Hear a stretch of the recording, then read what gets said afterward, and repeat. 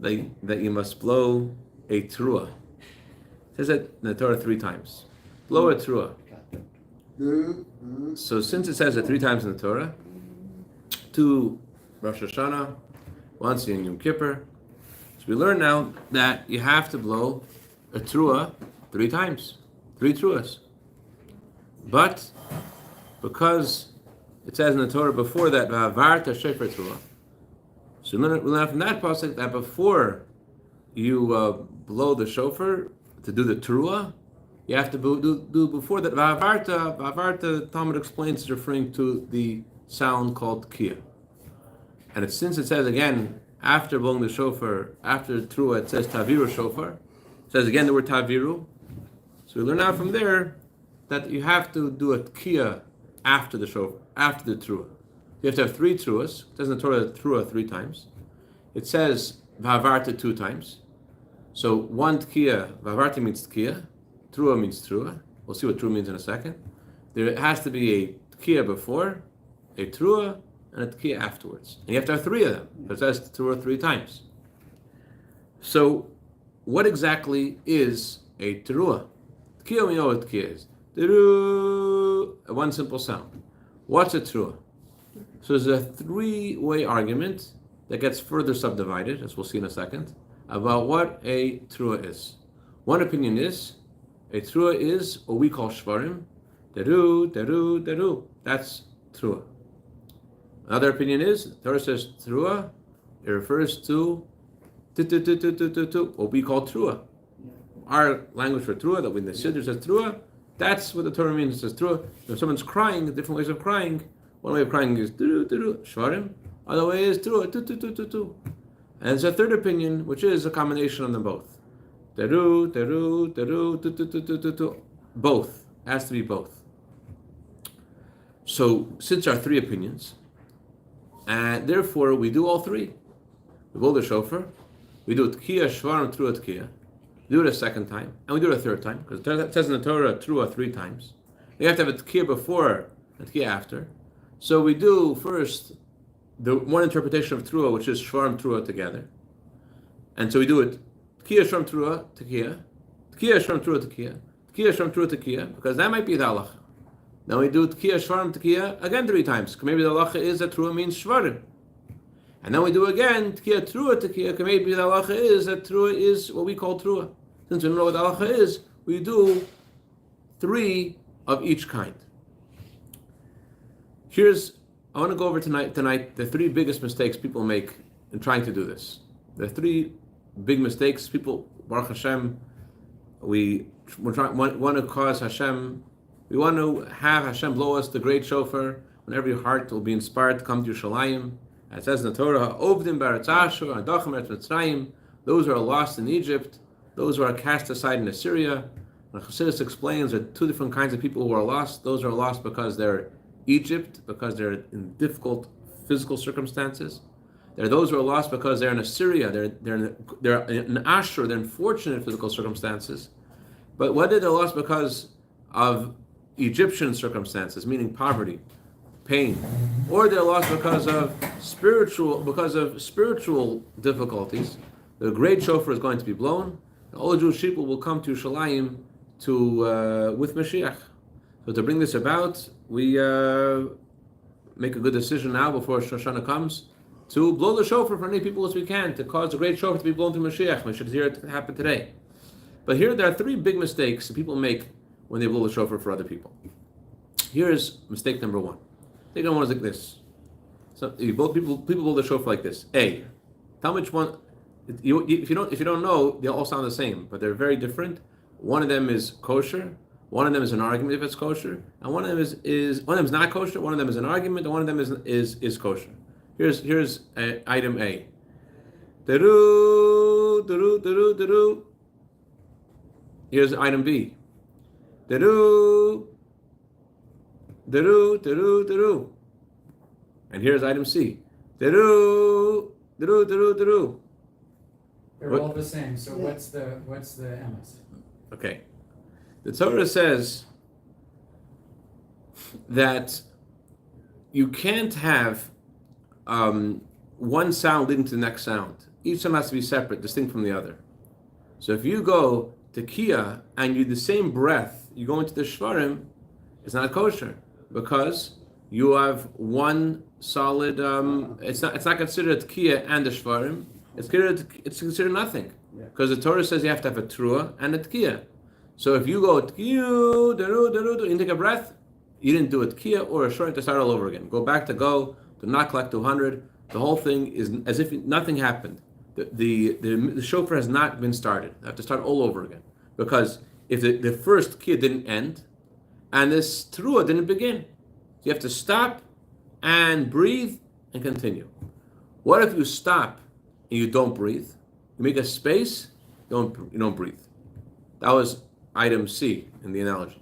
In item C, you stopped and you breathed, and you stopped and you didn't breathe. You want to get the same breath, but you took a little space. It's an argument. Some say it is the mitzvah. Some say it's not the mitzvah. The correct way is teru, stop, breathe. Teru, that's kosher. Okay, so that's the first biggest mistake. Second biggest mistake is this. There's an argument about shvarim trua. Remember I said there's three interpretations of what trua means. One of them is you have to do both the shvarim and a trua. Teru. Now for that one, do you take a breath or not? They're two different sounds. Is there a breath in between or not? One opinion that there is a breath in between. One opinion there is no breath in between. And according to the opinion which says you shouldn't take a breath in between, if you take a breath in between, so then you are, it's not kosher. Because you're now adding a whole new segment that doesn't belong there. You're supposed to be tkiya, trua, tkiya. And so it's only considered a trua if it's from trua together. You took a breath in between, it's not kosher. According to the other opinion, if you don't take a breath in between, according to one opinion you have to take a breath in between. According to the opinion you cannot take a breath in between. So either way you're not going to fulfill the mitzvah according to one opinion. So what do we do? This is what Baron was mentioning before we started, that in the first set of tkiyas, we blow after the Torah is read, which are called tkiyas mushal. They're called the tkiyas of sitting down. Normally it sits down, the custom is to stand up, but since it's not in the middle of Shemona Esrei, it's called the tkiyas of sitting down. So in the tkiyas of sitting down, those tkiyas we do not take a breath. We pause we do a sort of compromise. We don't take a breath between the shvarim and trua, but we make a space between the shvarim and trua. The one opinion is to take a breath. Other opinion is don't even make a space. Just be one continuation. So we do a compromise, which according to the opinion which says that you have to take a breath. They say there is an opinion within that opinion which says that a space is considered like a breath too. Since a space is considered like a breath, so therefore between the shvarim and trua we space but don't breathe. However, but kiyas the uman v'shemona esrei, when we again blow the shofar again, there we specifically do take a breath. It's like both opinions. When you say sitting down, you mean the people who are listening? I mean, you're technically allowed to sit down because you're not in Shemona Esrei. However, when you get into Shemona Esrei, that's called a kiyas of standing. At the end of davening, we again blow the shofar, and again we do not take a breath between the shvarim and trua. Many people coming to shul, they missed the kiyas before. They want to fulfill the mitzvah according to most opinions, and therefore, when you blow the shofar at the end of davening, last 30 blasts, you do not take a breath. And so too, when you go mitzvayim and you're going to blow shofar for someone just one time, just he's going to hear hopefully 30 blasts of the shofar, so you also should not take a breath so that he can fulfill his obligation according to most opinions. So you do tkiya shvarim, not a breath, a space, not a breath. Tkiya, deru, a space, no breath to get, and that way you're satisfying. Why? Because you fulfilled already? Why what? You fulfilled the 31 already? Why? What are you asking about? Yeah. You said if you brought somebody, Yeah, so they're doing the mitzvah the first time. Yeah. So therefore, you want to then fulfill the obligation. You want to do according to most opinions. So one opinion is you have to take a breath. One opinion is don't take a breath. So what you do is you take a space with no breath, which is the same way we do it the first time you blow shofar. That way you're satisfying most opinions. Space, no breath. That's the second biggest mistake people don't know about. The no breath, but space. Yes, space, no breath. Okay. And here's the third one. Third one is this. What happens when you're doing Tkiya and you go do, and then you go do, and you didn't get out the whole thing. You wanted to do the Trua, but often it doesn't work the way you want it to go. Do we need to start over again or not? So how long does a Trua need to be? It says a Trua has to be 3 Trumitin. Shalom Aleichem. How long is that? How long is a 3 Trumitin and 3 Yavavis?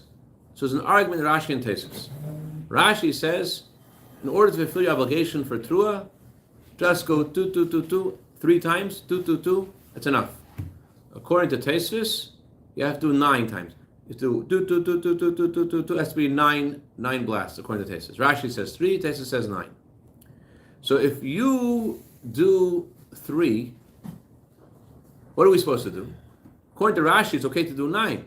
Therefore, we do 9. We do more. The Rabbeim would do many more than. It's our custom to do a lot of truas. So it's okay. Rashi says it's fine to do as many truas as you want, as long as you don't interrupt them.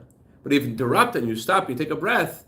So then the question is this: is this an extra blast that you place between the biblical obligation and the last kiyah, or not? Is it an extra one, or is it part of the mitzvah? If it's an extra one, you're invalidating something because you put something in the middle which doesn't belong there. So according to Rashi, once you do 3 truas, go 2, and you're trying to catch your breath. If you continue and do the next 9 again, or next 20, whatever you do, you're adding another trua. You did 2 truas in the middle. You can't do 3, you have to do only 1. Only 1, you can't do 2 truas. If you do, up to Tarat, you're up to the last order. Tkiya, trua, tkiya. Go tkiya, do, and you go do, and then you want to continue, do the last tkiya. You want to continue and do more than trua, because you only did 3. You want to do at least 9, like Tosfos. If you're going to do another 9, you're going to have 2 truas in the middle between the tkiya and the 2 tkiyas, and it's not going to be kosher. So what can you do? So you have to start over again from the first tkiya. You have to start over again, because since you already did a kosher trua according to Rashi, so if you add another trua, it's going to invalidate the first trua, or validate the first tkiya, because you put an extra sound in the middle. And therefore, what you do is this: if you do less than 3, it wasn't a kosher trua. It was just like you was trying to do something, it didn't work. No problem. So then do again the trua, do 9. But if you did 3, then you have to go back to the first tkiya. So if you have to tkiya, trua, tkiya, you did tkiya, you go tu, no problem. Do it trua, tu. If you did 3, tu, then you just go back and start again from the first tkiya. You can't continue because you already did a kosher trua according to Rashi. And we want to do a kosher according to Tesis, do 9. So you don't want to just continue doing the tkiya. You want to do at least 9. So therefore, if you only did 2, you could continue, do another trua. If you did 3, you have to do the tkiya of that set all over again.